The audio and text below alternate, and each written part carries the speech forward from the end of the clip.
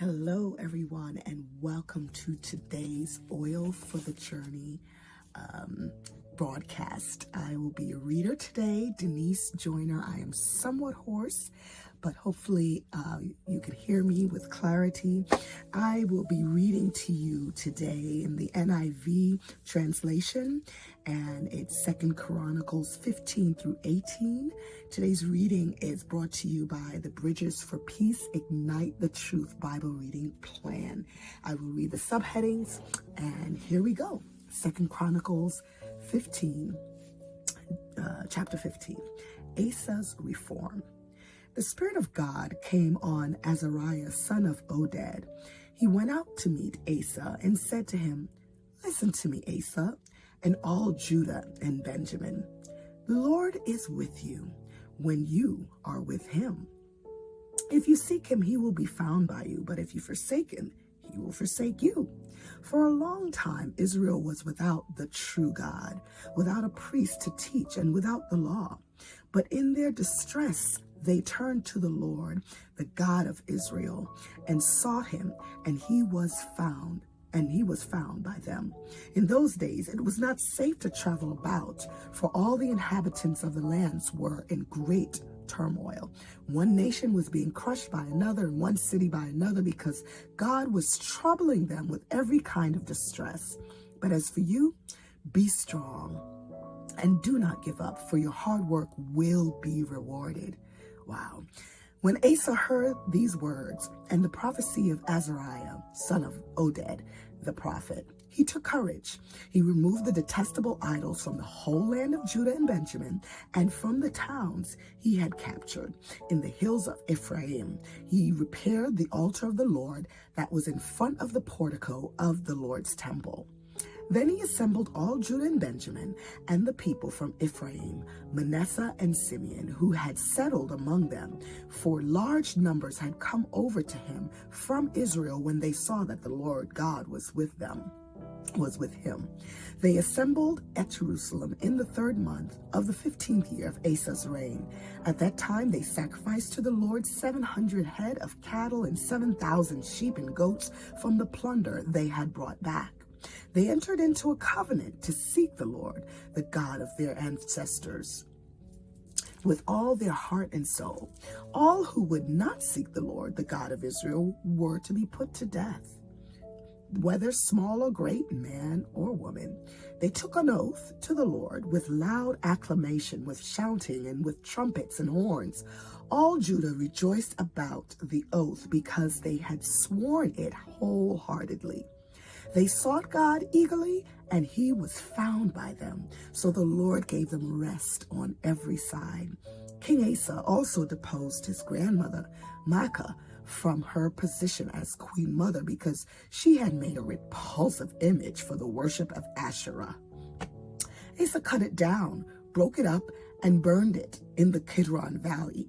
Although he did not remove the high places from Israel, Asa's heart was fully committed to the Lord all his life. He brought into the temple of God the silver and gold and the articles that he and his father had dedicated.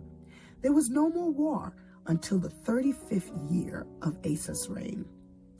Asa's last years. Chapter 16. In the 36th year of Asa's reign, Baasha, king of Israel, went up against Judah and fortified Ramah to prevent anyone from leaving or entering the territory of Asa, king of Judah. Asa then took the silver and gold out of the treasures of the Lord's temple and of his own palace and sent it to Ben-Hadad, king of Aram, who was ruling in Damascus. "Let there be a treaty between me and you," he said, "as there was between my father and your father. See, I'm sending you silver and gold. Now break your treaty with Baasha, king of Israel, so he will withdraw from me." Ben-Hadad agreed with King Asa and sent the commanders and his forces against the towns of Israel. They conquered Ijon, Dan, Abel-Maim, and all the store cities of Naphtali. When Baasha heard this, he stopped building Ramah and abandoned his work. Then King Asa brought all the men of Judah, and they carried away from Ramah the stones and timber Baasha had been using. With them he built up Geba and Mizpah. At the same time, Hanani the seer came to Asa, king of Judah, and said to him, "Because you relied on the king of Aram and not on the Lord your God, the army of the king of Aram has escaped from your hand. Were not the Cushites and Libyans a mighty army with great numbers of chariots and horsemen? Yet you relied on the Lord. He delivered them into your hand. For the eyes of the Lord range throughout the earth to strengthen those whose hearts are fully committed to him. You've done a foolish thing, and from now on, you will be at war."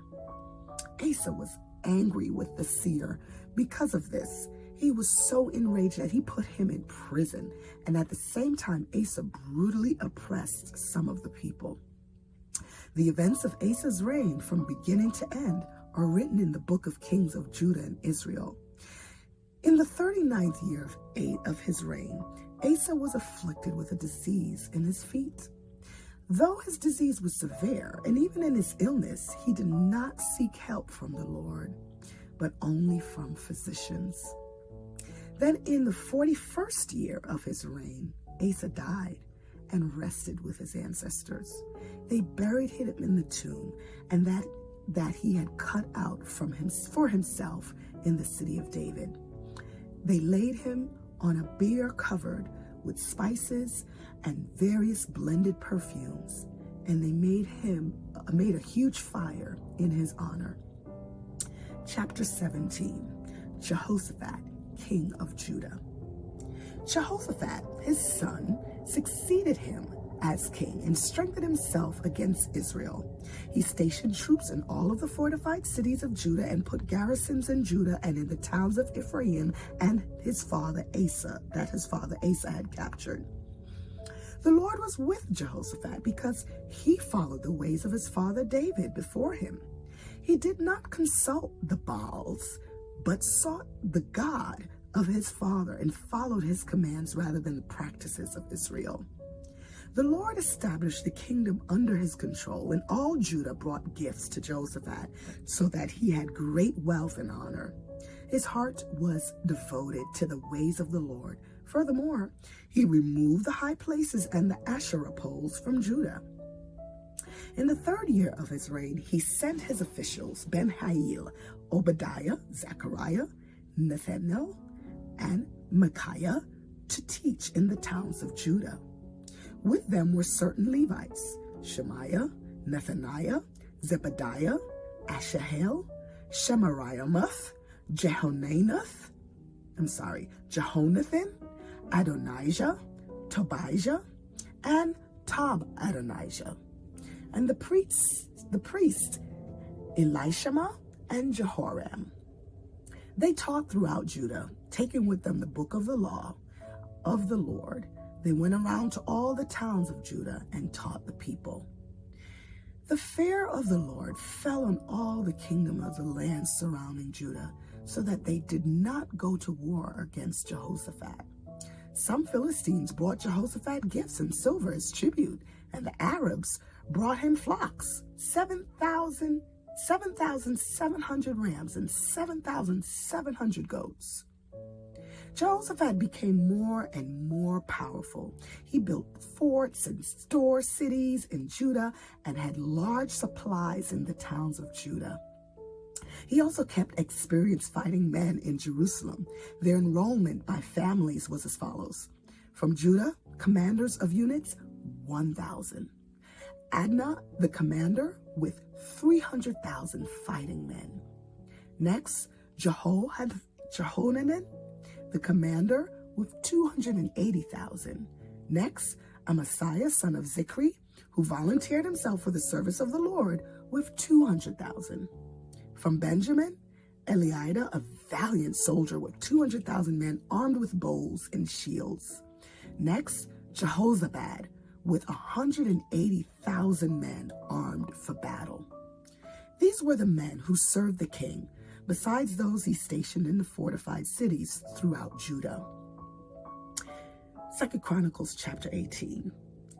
Makaya prophesies against Ahab. Now Jehoshaphat had great wealth and honor, and he allied himself with Ahab by marriage. Some years later, he went down to see Ahab in Samaria. Ahab slaughtered many sheep and cattle for him and the people with him, and urged him to attack Ramoth-Gilead. Ahab, king of Israel, asked Jehoshaphat, king of Judah, "Will you go with me against Ramoth-Gilead?" Jehoshaphat replied, "I am as you are, and my people as your people. We will join you in the war." But Jehoshaphat also said to the king of Israel, "First seek counsel of the Lord." So the king of Israel brought together the prophets, 400 men, and asked them, "Shall we go to war with Ramoth-Gilead, or shall I not?" "Go," they answered, "for God will give it into the king's hands." But Jehoshaphat asked, "Is there no longer a prophet of the Lord here whom we can inquire of?" The king of Israel answered Jehoshaphat, "There's still one prophet through whom we can inquire of the Lord, but I hate him because he never prophesies anything good about me, but always bad. He's Maikaya, son of Imlah. The king should not say such a thing," Jehoshaphat replied. So the king of Israel called one of his officials and said, "Bring Maikaya, son of Imlah, at once." Dressed in their royal robes, the king of Israel and Jehoshaphat, king of Judah, were sitting on their thrones at the threshing floor by the entrance of the gate of Samaria, with all the prophets prophesying before them. Now Zedekiah, son of Kenaiah, had made iron horns, and he declared, "This is what says the Lord. With these you will gore the Arameans until they are destroyed." All the other prophets were prophesying the same thing. "Attack Ramoth-Gilead and be victorious," they said, "but the Lord will give it into the king's hand." The messenger who had gone to summon Makaya said to him, "Look, the other prophets, without exception, are predicting success for the king. Let your word agree with theirs and speak favorably." But Maikaya said, "As surely as the Lord lives, I can tell him only what my God says." When he arrived, the king asked him, "Maikaya, shall we go to war against Ramoth-Gilead, or shall I not?" "Attack and be victorious," he answered, "for they will be given into your hand." The king said to him, "How many times must I make you swear to tell me nothing but the truth in the name of the Lord?"